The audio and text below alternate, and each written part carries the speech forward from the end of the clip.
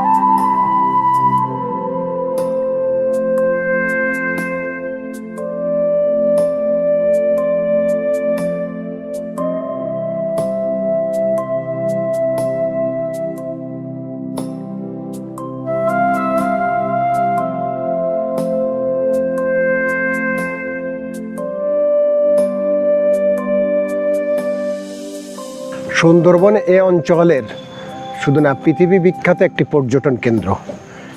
Mangrove forest এই অঞ্চলে আর নেই।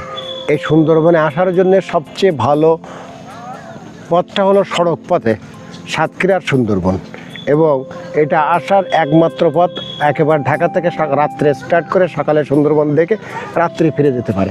যদি আমাদের রাস্তাটাকে, সড়ক জনপদের যে রাস্তাটা, এই রাস্তাটা যদি সাবলীল থাকে, সুন্দর থাকে, এই রাস্তাটার কারণে এই পর্যটনের ব্যাপক ক্ষতি হয়।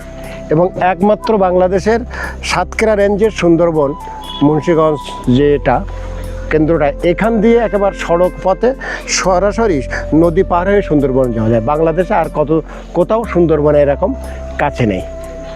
1958 সালে যে এই অঞ্চলে রাস্তা করার জন্য যে জায়গা অ্যাকোয়ার করা হয়, তা তখন প্রায় 3 ফুটের অধিক রাস্তা অ্যাকোয়ার করা হয়, 300 ফুটের অধিক, যে এইখানে সড়কের সাথে ট্রেন লাইনটাও যুক্ত ছিল তখন। সেই জায়গাটাকে যদি বিবেচনা করা হয় এবং সেইটাকে খুঁজে যদি রেডি করে দেওয়া হয়, তাহলে এই সড়ক পথে ট্রেনের চলাচলটাও যেমন হবে, জায়গার অভাব হবে না, একই সঙ্গে সড়কের এই রাস্তাটাকে যদি সুন্দর করা যায়, তাহলেই এই অঞ্চলের একটি আয়ের বিকল্প রাজস্ব আয়ের, মানুষের কর্মসংস্থানের ক্ষেত্র হিসেবে এটা এই পর্যটন কেন্দ্রটা অনেক বড় ভূমিকা রাখবে।